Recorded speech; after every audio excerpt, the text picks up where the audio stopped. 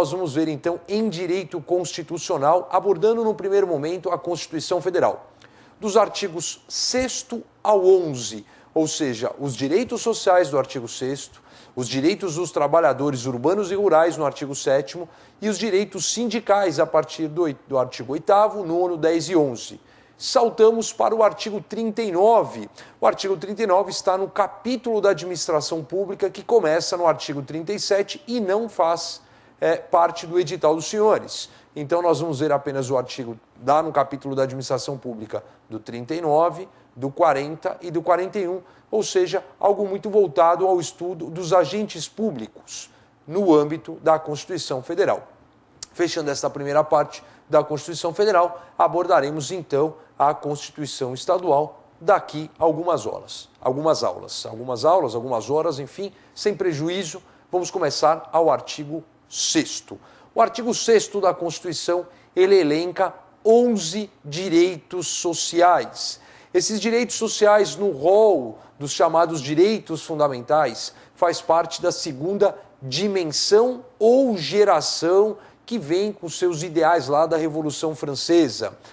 Pedir gerações ou dimensões aqui para o artigo 6º, entendo que já é de um nível bem aprofundado, mas não custa lembrar que o que nós vamos ver agora faz parte do rol da segunda geração ou dimensão dos direitos fundamentais. O texto que nós vamos ver, ele é da Constituição Federal de 5 de outubro de 88. O texto originário, ou seja, aquele publicado dia 5 de outubro de 88, não trazia duas espécies que nós vamos ver que foram incluídas, portanto, a posteriori, a primeira em 2000 e a segunda em 2010.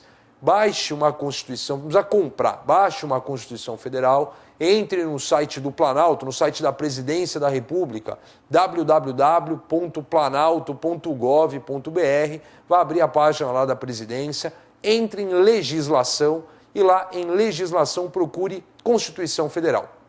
Salve, estude, você precisa deste texto, você precisa ler, porque as questões de múltipla escolha pedem a literalidade da lei. O que diz o artigo 6º? Na verdade, ele elenca superficialmente 11 direitos sociais. Por que superficialmente? Porque a própria Constituição, a partir lá do artigo 226, acaba disciplinando uma série de questões mencionadas no artigo 6º. Para a sua prova, basta saber o rol dos direitos sociais no artigo 6º. Quais são os direitos sociais? Olha, educação, saúde, alimentação, trabalho, moradia, lazer, segurança, previdência social, proteção à infância, proteção à maternidade, assistência aos desamparados. O que me chama a atenção aqui? Primeiro, o direito à moradia, ele aparece apenas em 2000. E o direito à alimentação em 2010. Você pode até pensar, nossa, eu acabei de ouvir você falar o direito à saúde. Como é que alguém vai ter o direito à saúde sem ter o direito à alimentação? Na verdade, em direito constitucional, nós temos aquilo que chamamos de direitos explícitos e direitos implícitos. O direito à alimentação sempre foi um direito implícito. Surge uma outra pergunta. Então, por que torná-lo explícito? Há 4 anos, então, em 2010, se não me engano, foi janeiro de 2010. Por que torná-lo explícito? Na verdade, hoje, busca-se, de uma forma judicial, a concretude desses direitos sociais. Em outras palavras, exige-se do poder público o cumprimento desses direitos sociais. E exige-se através de quem? Do poder judiciário. É o que chamamos de judicialização dos direitos sociais. Então, como direito implícito, fica mais difícil de exigi-lo. Como direito explícito, está escrito na Constituição, está aqui, excelência, olha, artigo 6º, o direito à alimentação. Eu não tenho de onde tirar, eu não tenho como sobreviver. Eu quero que o poder público me dê alimentação.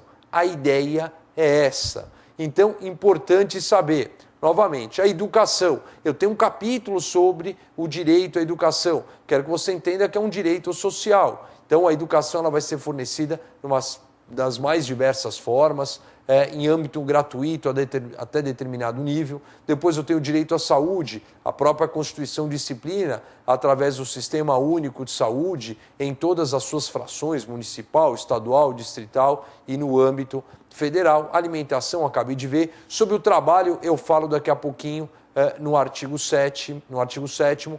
A moradia, ou seja, o direito à habitação. Então o governo vai subsidiar o acesso à moradia, o lazer, a segurança nas mais diversas formas, não é só segurança no nosso meio de segurança policial, mas aqui envolve a própria segurança do artigo 5º, segurança nas relações jurídicas, segurança nas relações econômicas, segurança no tocante ao direito ao patrimônio, segurança na relação do Estado para com o particular. Eu tenho a questão da previdência social com seu caráter contributivo e solidário, então eu vou contribuir hoje para quem já está aposentado, uma proteção à maternidade, a mulher gestante é um ser duplamente vulnerável, eu já começo a olhar a proteção à vida desde a concepção, então eu tenho 2 ou mais seres ali que eu preciso proteger, dar uma atenção especial, não só a proteção à maternidade, mas a proteção à infância. A criança é um ser em formação, não só a criança e o adolescente, naquela divisão que o Estatuto da Criança e do Adolescente faz no âmbito do nosso país. A criança e o adolescente são seres em formação e necessitam de uma proteção integral enquanto estiverem em formação. Uma assistência aos desamparados através da assistência social é primordial. Temos aqui, então, um rol de 11 direitos sociais. Não é didático, não é producente o que eu vou falar, mas eu quero que você passe e não que você fique, isso aprende assim ou assado. Você precisa saber este rol de forma decorada. Leia o artigo 6º 200 vezes e você caminhará bem, porque é pergunta fácil de se fazer. Você apenas mistura. O examinador ganha para fazer a sua pergunta, mas ele também tem um limite de paciência. Então chega uma hora que ele pega esse artigo, o que faz parte do rol dos direitos sociais no âmbito da Constituição Federal. Então ele mescla lá 3 com um que não é, 2 com um que não é, até a assertiva que trouxer um dos 11 previstos aqui, conforme vimos. Visto os direitos sociais, vamos para o próximo assunto, que é o rol dos direitos dos trabalhadores urbanos e rurais. O rol dos direitos dos trabalhadores urbanos e rurais, ele traz um rol de 34 incisos, mais o parágrafo único que é de suma importância, que foi alterado o ano passado, conhecido como a PEC das domésticas. PEC de proposta de emenda à Constituição, que tornou-se uma emenda, ou seja, o texto originário de 5 de outubro de 88, mais uma vez sofreu uma alteração, esta agora mencionada por mim em 2013, ampliando os direitos elencados no artigo 7º aos trabalhadores domésticos. Já existia o parágrafo único, mas era um rol bastante diminuto. Ampliou-se estes incisos, alcançando os trabalhadores domésticos. É o que eu falo de questão pronta, questão fácil, extremamente atualizada. Eu não lembro agora, quando eu falo não lembro agora, é porque não faz parte aqui da minha disciplina. Se cai atualidades para vocês no curso de agente administrativo. Mas aqui é uma questão dupla, que faz parte do seu conteúdo programático em direito constitucional e é extremamente atual. Então eu vou bater um papo um pouquinho de cada inciso e vou apontando o que cai e o que não cai para os trabalhadores domésticos. Então você pegando o artigo 7º da sua Constituição que você baixou e já salvou aí no seu computador, você vai acompanhar que o primeiro inciso fala de uma proteção ao emprego. Na verdade, o que acontece? O empregado, ele não pode ficar descoberto, desprotegido, em face, por exemplo, de uma demissão arbitrária. O texto fala de demissão arbitrária ou sem justa causa, o que é redundante. Toda demissão sem justa causa, ela é arbitrária. Não é que ela é abusiva, como a gente levasse para o âmbito do direito público. Ela é arbitrária porque fica ao arbítrio do empregador, da conveniência e oportunidade do empregador. O empregador, ele vai enxergar o melhor ou pior momento dele desligar um ou mais funcionários do seu quadro. Então, no âmbito das relações do direito privado, das relações seletistas, da consolidação das leis do trabalho, nós temos uma proteção, uma relação de emprego protegida contra a despedida arbitrária. De que forma isso? Eu tenho uma indenização compensatória, eu tenho pagamento de 40% sobre o depósito do fundo de garantia por tempo de serviço. A aula não é de direito do trabalho, mas agora a aula é de direito constitucional do trabalho. Então o empregado tem sim uma relação protegida. É claro que não se compara com a estabilidade de um agente público estatutário. Aqui, a proteção é um desestímulo financeiro ao empregador. O empregador, a hora que... Claro que eu estou levando em conta uma relação formal, né? Que a pessoa ela é devidamente registrada, que ele recolhe os devidos fins. Então, quando o empregador decide-se desligar um determinado funcionário, ele vai ter um impacto financeiro. O empregado vai ter uma compensação financeira pela sua saída, além do que a questão do seguro-desemprego, até tantos meses, até tantos valores, aquele empregado ele vai receber como uma forma de subsidiar a sua sobrevivência neste momento de desamparo laboral. O seguro-desemprego está previsto no inciso 2, que está ao alcance daquele que foi mandado embora, em questão de desemprego involuntário. Se ele pediu a demissão, então não se fala em seguro-desemprego. O inciso 2, numa interpretação contextual, ele vem amparar o próprio inciso 1. É claro que o seguro-desemprego não sai do bolso do empregador, e sim sai dos cofres públicos, mas não podemos também deixar de falar como mais uma proteção àquele que perdeu o seu emprego. A compensação financeira em relação a uma demissão arbitrária, ou como eu insisto, diz a Constituição no inciso 1, sem justa causa, ela sai do bolso do empregador. O seguro-desemprego, ele sai do dinheiro dos cofres públicos. Falando ainda nesta proteção à relação de emprego, o inciso 3, que eu acabei mencionando, o Fundo de Garantia do Tempo de Serviço. É meio autoexplicativo, tem legislação específica sobre o FGTS, mas olha, é um fundo de garantia do tempo de serviço, ou seja, o empregador ele tem um dever de recolher determinado percentual todo mês para uma conta que é do seu empregado, que é um fundo de garantia por tempo de serviço. Ao ser mandado embora ou decidir-se, por exemplo, comprar um imóvel, ele pode liberar este fundo de garantia por tempo de serviço. É uma poupança forçada que não há para os agentes públicos estatutários. Você que será um novo agente administrativo da Polícia Militar do Estado de São Paulo, esse tipo de questão não vai lhe alcançar. A questão aqui ela é seletista. Avançamos e chegamos num inciso extremamente importante. Eu diria para vocês que dos 4, esse vai ser o 4, é o mais importante até então. É o primeiro, inclusive, que vai alcançar os empregados domésticos, ou seja, o salário mínimo. O salário mínimo, ele é autoexplicativo, ele é mínimo para qualquer empregado. Significa que ninguém pode ganhar menos que um salário mínimo. É paradoxal, é contraditório. Se o salário é mínimo, mínimo é o que eu devo receber. Ah, mas eu sou vendedor, eu trabalho com porcentagem de venda.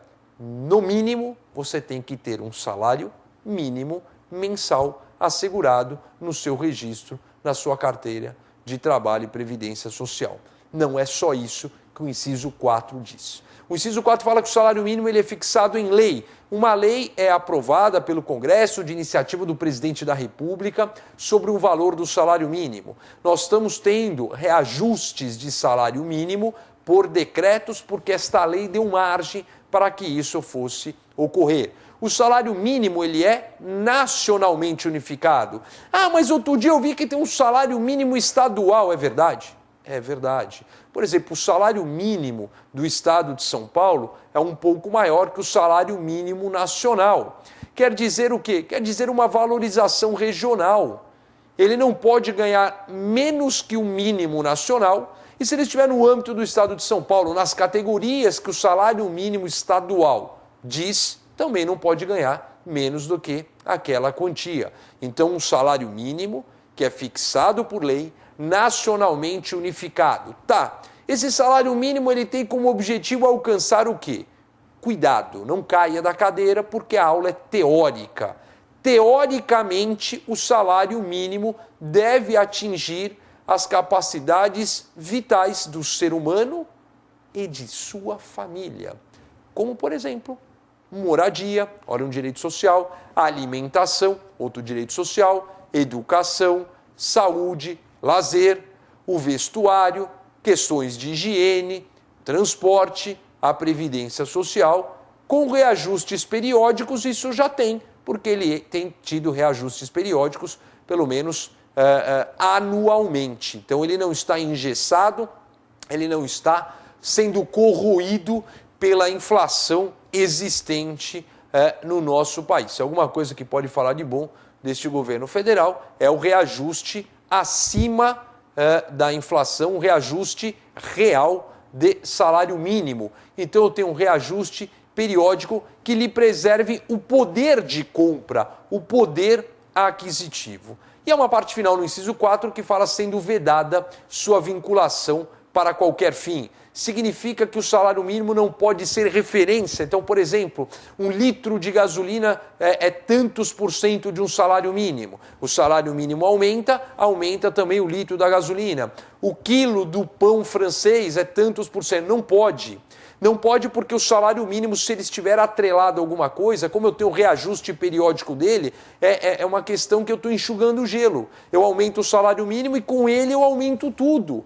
Quando a ideia é aumentar de fato o poder aquisitivo. Em estudos não mais tão atuais, foi feito, se não me engano, pela Fundação Getúlio Vargas, que o salário mínimo para alcançar de fato o previsto no inciso 4 do artigo 7º da Constituição, passaria em valores mais ou menos de hoje de R$ 2.500.